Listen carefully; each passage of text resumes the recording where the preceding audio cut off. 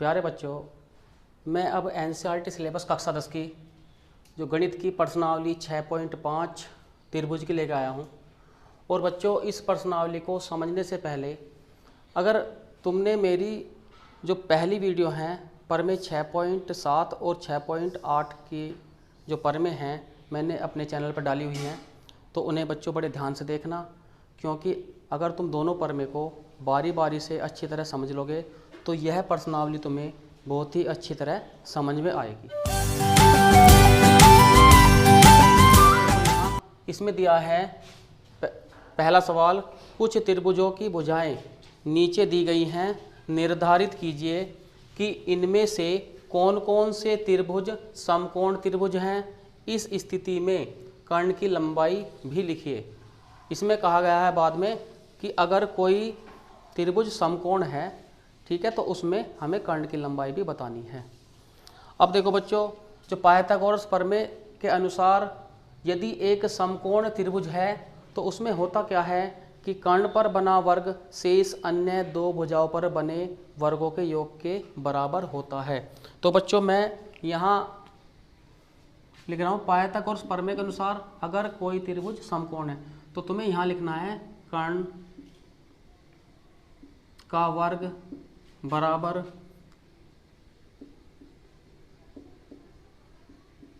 आधार का वर्ग प्लस लंब का वर्ग। ये तुम्हें ध्यान रखना है। अब चलते हैं इसके पहले भाग की तरफ को। अब पहला भाग दिया है 7 सेंटीमीटर, 24 सेंटीमीटर और 25 सेंटीमीटर, ये तीनों भुजा दी हैं।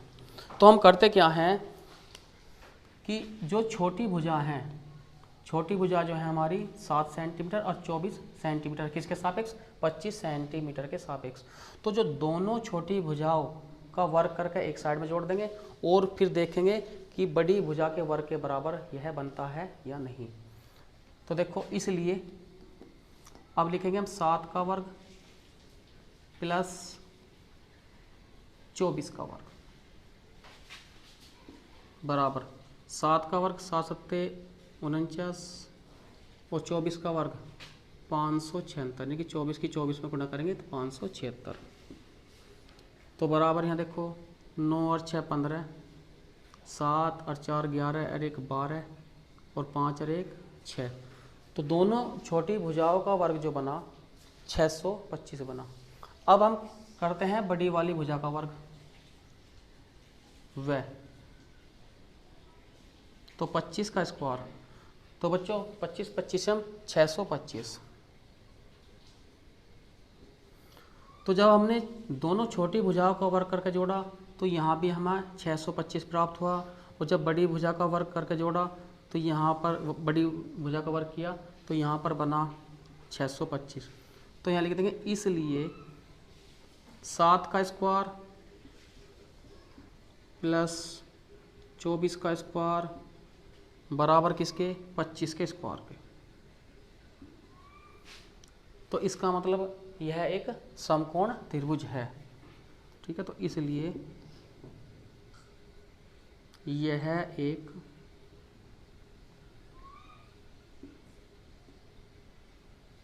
समकोण त्रिभुज है। अब इसने कहा है बाद में कि अगर त्रिभुज समकोण है तो कर्ण क्या होगा। तो बच्चों सबसे बड़ी भुजा जो है वो उसका कर्ण है। तो यहाँ लिख देंगे, अब चूंकि सबसे बड़ी भुजा कितनी है यहाँ 25 सेंटीमीटर, तो इसलिए कर्ण बराबर 25 सेंटीमीटर। अब देखो इसके दूसरे पार्ट की तरफ चलते हैं। इसी तरह से बच्चों यहाँ दूसरे भाग को भी हल करेंगे। पहले दोनों छोटी भुजाओं का वर्ग, यानी कि 3 का स्क्वायर प्लस 6 का स्क्वायर। तो 3 का स्क्वायर प्लस 6 का स्क्वायर और बीच में इस तरह कॉमा लगा लेंगे, फिर बड़ी जो भुजा है उसका वर्ग इस तरह दे। तो इस साइड में यानी कि 3 तिया 9 और 6 छंग 36 और यहाँ बना 8 8 64। 9 और 6 15 का 5 कहाँ से ले 3 और 1 4 और यहाँ क्या है ये 64। तो बच्चों 45 और 64 जो हैं वो बराबर नहीं हैं, तो इसलिए क्या है, यह समकोण त्रिभुज नहीं है। क्योंकि यहाँ पर जब हमने दोनों छोटी भुजाओं का वर्ग किया था तो उनका जो योग है वो बड़ी भुजा के वर्ग का जो हमने यहाँ 64 करा है उसके बराबर नहीं है, तो इसलिए बच्चों यह समकोण त्रिभुज नहीं है। तो यहाँ लिख देंगे यह है समकोण त्रिभुज नहीं है। अब देखो बच्चों है तीसरे पार्ट की तरफ। तीसरा पार्ट, पहला जो भुजा दी है 50 सेंटीमीटर, दूसरे वाली भुजा है 80 सेंटीमीटर और तीसरे वाली भुजा है 100 सेंटीमीटर।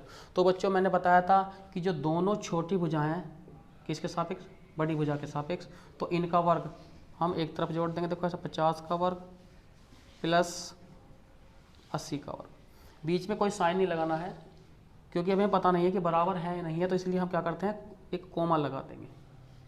फिर इधर बड़ी भुजा का वर्ग 100 का स्क्वायर, तो 5 पंजे 25, तो यहाँ क्या 2500 और 8 8 64 करके यहाँ पर 2 जीरो और यहाँ ऐसा कोमा लगा देंगे। फिर 100 की 100 में गुना 10,000।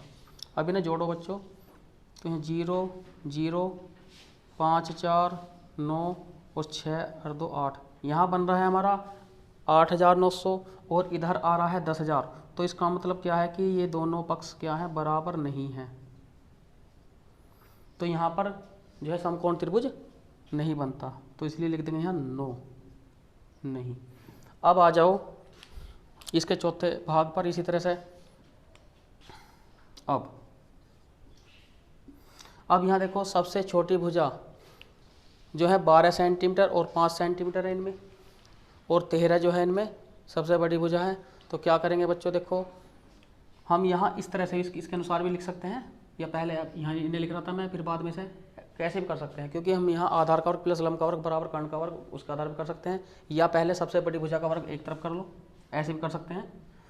तो यहाँ देखो 13 का वर्ग ऐसे कोमा लगा देंगे, फिर दोनों छोटी भुजाओं का वर्ग एक तरफ लिख देंगे 12 का स्क्वायर प्लस 5 का स्क्वायर, क्योंकि हमें पहले ही बराबर नहीं देना है बीच में, क्योंकि ऐसा भी हो सकता है कि क्या ये दोनों बराबर हों या नहीं हो, तो इसलिए कोमा लगाना है पहले। जब मेन रिजल्ट दोनों में स्पष्ट दिखाई दे जा तो तब हम बराबर या बराबर नहीं का प्रयोग करते हैं, ध्यान रखना है इसमें। तो 13 13 में कितना बच्चों 169, और यहाँ देखो 12 12 में 144 और 5 पंजे यहाँ 25, तो इधर भी 169 और यहाँ भी जोड़ के बच्चों 169, तो क्या है ये बराबर हैं, ठीक है। तो इसलिए तो यहाँ लिख देंगे इसमें, इस तरह लिख सकते हैं कि 13 का वर्ग बराबर, क्योंकि हम पता लग गया बराबर है, तो बराबर किसके 12 का वर्ग प्लस 5 का वर्ग, यानी कि ये दोनों आपस में क्या आए थे बराबर। तो इसके अनुसार कर्ण का वर्ग बराबर आधार का वर्ग और प्लस लंब का वर्ग। तो कर्ण के स्थान पे कितना है बच्चों 13, इस तरह से कर सकते हैं। तो यहाँ लिख देंगे कि समकोण त्रिभुज है, यानी कि हाँ, इस तरह लिख के, और कर्ण जो है वो है 13 सेंटीमीटर। इस तरह से बच्चों इस क्वेश्चन को कर लेंगे। यहाँ देखो बच्चों सवाल नंबर 2, पी क्यू आर एक समकोण त्रिभुज है जिसका कोण P समकोण है। तो बच्चों पी क्यू आर एक समकोण त्रिभुज है और जिसका P जो कोण है वो समकोण है, अर्थात 90 अंश का, तथा क्यू आर पर बिंदु M इस प्रकार स्थित है कि PM लंब किस पे है बच्चों क्यू आर। दर्शाइए कि PM स्क्वायर बराबर QM इंटू MR है। तो यहाँ देखो बच्चों ज्ञात है PQR समकोण त्रिभुज है जिसका कोण P समकोण है तथा PM किस पे लंब है QR पर। इसके बाद में लिखेंगे बच्चों जहाँ दर्शाइए की है वहाँ लिख देंगे सिद्ध करना है। तो सिद्ध करना है PM का स्क्वायर बराबर QM इंटू MR। तो देखो इसे सिद्ध करने से पहले हम पहले ये चेक करेंगे कि हमें इन त्रिभुजों में कौन कौन से त्रिभुज की हमें जरूरत पड़ेगी। तो यहाँ देखो PM, भुजा PM की आवश्यकता है, टिक लगा दो। QM, तो QM कहाँ है, ये वाला, तो यहाँ टिक लगा दो बच्चों। इसके बाद MR, तो MR ये टिक लगा दो। तो इसका अर्थ यह हुआ कि हमें इस वाले त्रिभुज की और ये दूसरा वाला है कि दोनों त्रिभुजों की हमें बच्चों जरूरत पड़ेगी। अब देखो मैंने जो परमेय है 6.7 में बताया था कि ये दोनों त्रिभुज जो हैं एक दूसरे के क्या होंगे, समरूप होंगे। मैंने इसमें सिद्ध करके बताया है। तो यहाँ पर लिखना क्या है, देखो चूंकि, तो स्टार्टिंग करते हैं, देखो यहाँ PMR, चूंकि त्रिभुज PMR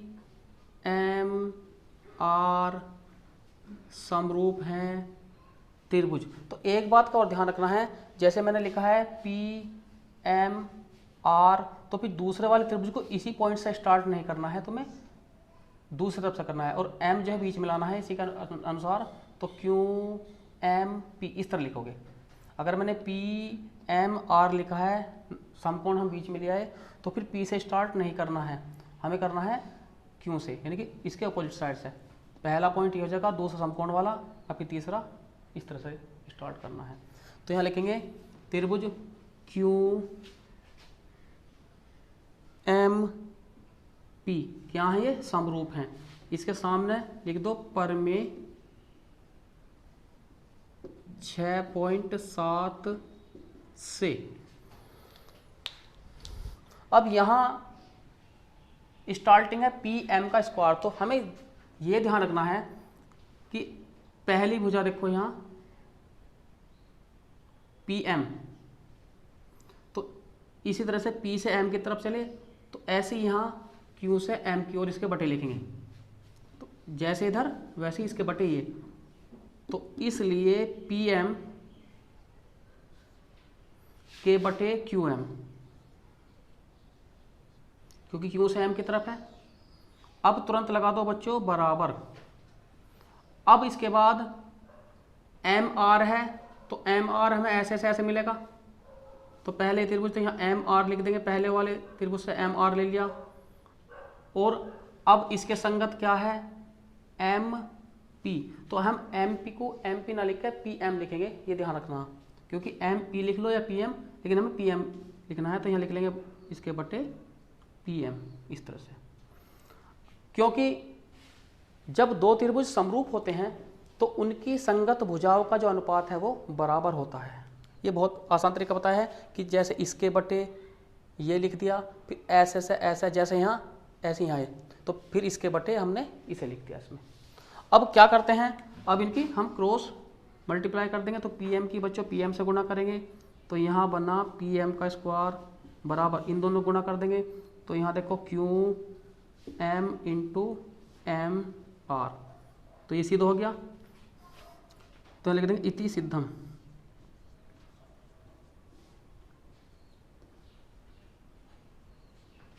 नोट कर लो।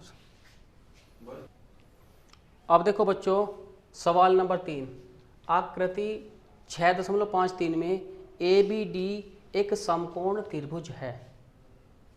ABD एक समकोण त्रिभुज है और जिसका कोण A वो समकोण है। जो कोण A है बच्चों वो समकोण है, अर्थात 90 अंश का।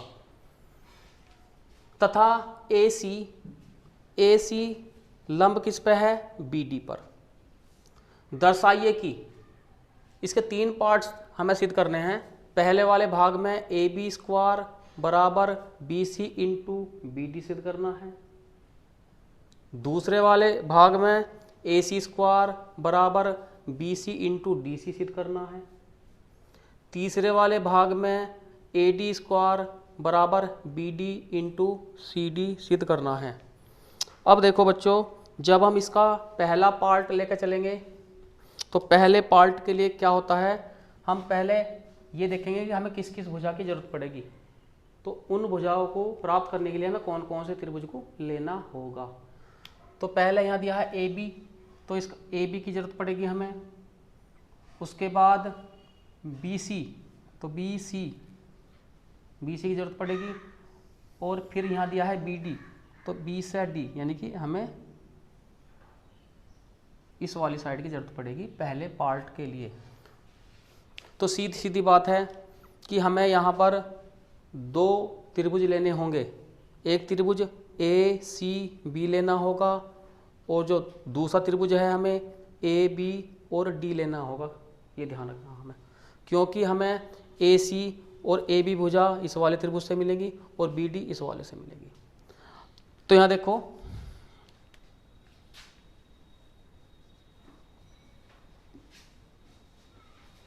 उपपत्ति लिख दो या प्रमाण लिख दो, इससे कोई फर्क नहीं पड़ता। अब आ जाओ इसके पहले केस में। तो यहां लिखेंगे बच्चों पहले चूंकि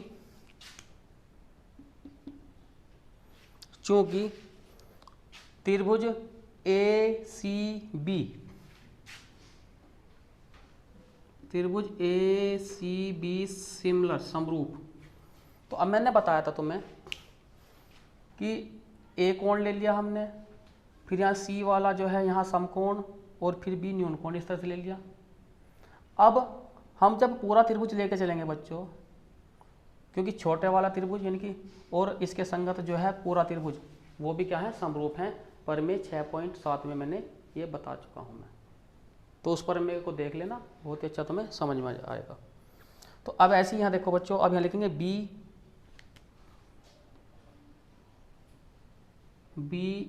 ए, क्योंकि ए समकोण है, और फिर डी, इस तरह से लिख लेना। तो त्रिभुज ए सी बी और बी ए डी, क्योंकि हमें समकोण से ये पता लग जाता है कि हम जो समरूप जो त्रिभुज दिखा रहे हैं वो हमारी सही स्थिति में है या नहीं। इस तरह से हमें ये ध्यान देना है इसमें। और ये भी ध्यान रखना है, जैसे ए सी बी है तो फिर नेक्स्ट वाला बी ए डी, यानी कि जहाँ ये इस बी पॉइंट से ही हमें नेक्स्ट वाला इस तरह से हमें शुरू कर देना है। यहाँ लिख देंगे सामने बच्चों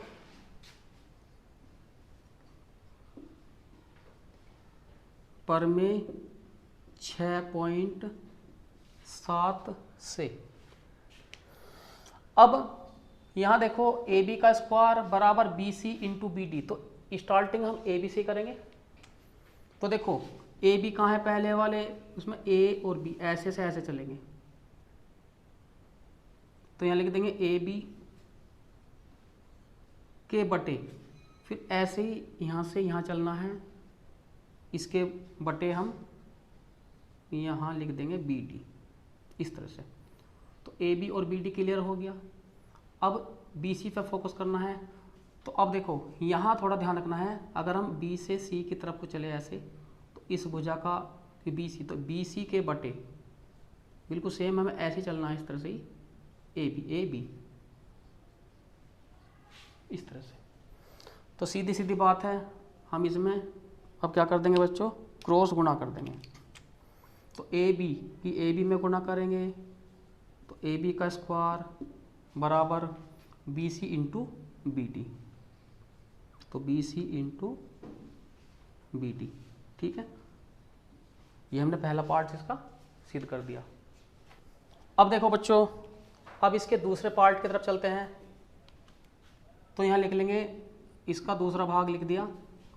अब हम यहाँ चेक करेंगे कि हमें कौन कौन सी भुजा चाहिए। देखो यहाँ जब हम ए सी स्क्वायर बराबर B C into D C सिद्ध करेंगे, तो हमें पहले क्या चाहिए, ए सी।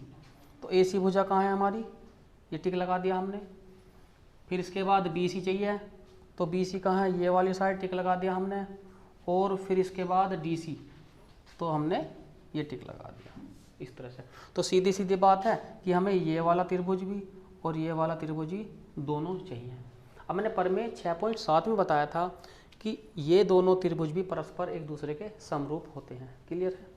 तो अब प्रमेय 7 का प्रयोग करते हुए पहले हम यहाँ लिखेंगे, देखो बिल्कुल कूल माइंड, कोई ऐसी बात नहीं है जो तुम्हारे दिमाग पे लोड पड़ रहा हो, बिल्कुल सीधा सीधा बता रहा हूँ, सीधा फंडा है, और इसमें अगर समझोगे तो दिमाग भी बहुत ठंडा है। तो यहाँ देखो, तो त्रिभुज बिल्कुल वही ट्रिक लेनी है हमें। पहले न्यून कोण ए, फिर जो समकोण है सी, और फिर न्यून कोण बी, इस तरह से, क्योंकि ऐसे गड़बड़ नहीं होती बच्चों। सिमिलर त्रिभुज। तो ये ध्यान रखना है, जिस पॉइंट से हमने शुरुआत करी थी उससे नेक्स्ट वाले में नहीं चलना है। तो अगर इधर ए सी बी चला है तो इधर हम चलेंगे डी सी ए की तरफ को, ये इसमें ध्यान रखना है इसमें। तो अगर ए सी बी यहाँ लिया है तो फिर दूसरा त्रिभुज हम डी सी, यानी कि बीच में ये जो है समकोण आना चाहिए। तो यहाँ लिखेंगे डी सी ए पर में 6.7 से। अब सिद्ध करने के अनुसार चलेंगे। देखो स्टार्टिंग में ए सी स्क्वायर दिया है तो ए से सी की तरफ चलना है। तो जैसे देखो यहाँ, अब मैंने ए से सी पर टिक लगा दिया, तो लिख देंगे ए सी इसके बटे। अब देखो इसके संगत भुजा डी सी, तो जैसे हमने यहाँ टिक लगाया ऐसे यहाँ, तो इसके अकॉर्डिंग हमें लिखना है डी सी बराबर। अब कौन सी साइड चाहिए हमें? बी सी चाहिए। क्या चाहिए? B C. ठीक है, तो बी से सी, तो यहाँ बी से सी, तो पहले ये और फिर ऐसे ही इसके बटे ए से सी, ए से सी। आगे वही जो हम करते आ रहे हैं, ए की ए सी में मल्टीप्लाई कर देंगे तो ए सी का स्क्वायर हो जाएगा, और बी सी की डी सी में मल्टीप्लाई कर देंगे तो B C into D C हो जाएगा। ठीक है ना मजेदार ट्रिक? नोट कर लो इसे। अब देखो बच्चों, यहाँ जो इस तीसरा जो पार्ट है उसमें सिद्ध करवा रहा है ए डी स्क्वायर बराबर B D into C D. बिल्कुल वही इस ट्रिक से का प्रयोग करेंगे बच्चों। ए डी देखेंगे कहाँ है, ए डी, तो ए डी यहाँ टिक लगा देंगे ए डी। उसके बाद बी डी, तो बी से डी, तो ये पूरी साइड लेनी पड़ेगी, पूरा त्रिभुज लेना पड़ेगा बड़े वाला। ठीक है, और यहाँ पर दिया है सी डी, ये वाला। तो बच्चों हमें अब की बार पहले पार्ट ये वाला त्रिभुज लेना है और फिर दूसरे में ये पूरा त्रिभुज लेना है, बिल्कुल इस तरह से। ठीक है, तुम कहीं से भी शुरू कर सकते हो, कैसा भी। तुम्हें ये बता दूं मैं कि चाहे तुम ए सी डी लिख दो, नहीं कि सी बीच मारना चाहिए, या डी सी ए लिख दो, इससे कोई फर्क नहीं पड़ने वाला। तुम ए सी डी भी लिख दोगे त्रिभुज तो भी कोई दिक्कत नहीं, समकोण त्रिभुज के अनुसार इससे आसानी बनती है। ठीक है, तो देखो यहाँ थर्ड पार्ट में, तो बच्चों मैं बता रहा हूँ यहाँ कि मैंने बताया था कि हमें पहला त्रिभुज ये लेना है और फिर दूसरे वाला ये त्रिभुज लेना है। तो इसमें क्या करेंगे, देखो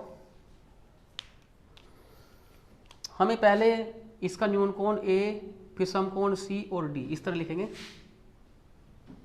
तो त्रिभुज ए, समकोण बीच में सी और डी समरूप, फिर समकोण त्रिभुज। अब थोड़ा ध्यान रखना है, अगर ऐसी कंडीशन आ जाए तो डी पे हम जाके यहाँ थमें, तो डी के अपोजिट न्यूनकोण कौन सा है, इसी पे बी है, तो बी ए डी, इस तरह चलना है, बी ए डी। तो यहाँ त्रिभुज लिख देंगे, बी ए समकोण है और डी। तो यहाँ पर जो दोनों त्रिभुज यानी कि छोटे वाला त्रिभुज इसके अंतर्गत आने वाला जो है ए सी डी, और समरूप किसके है, बी ए डी, किसके अनुसार, परमेय 6.7 के अनुसार।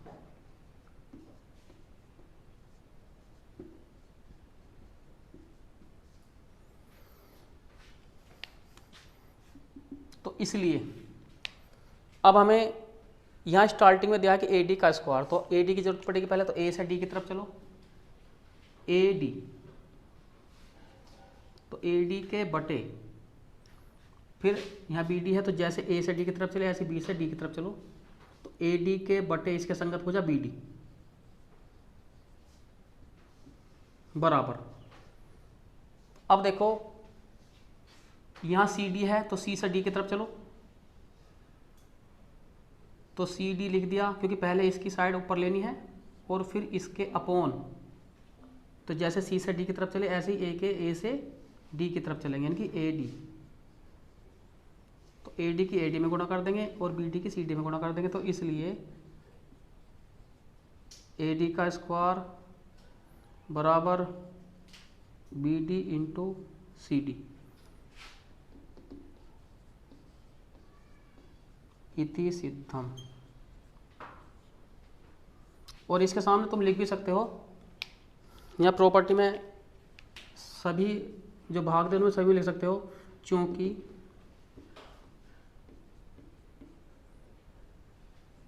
समरूप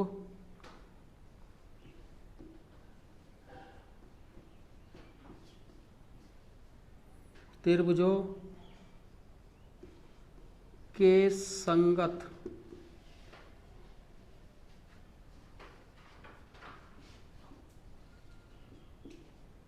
भुजाओं का अनुपात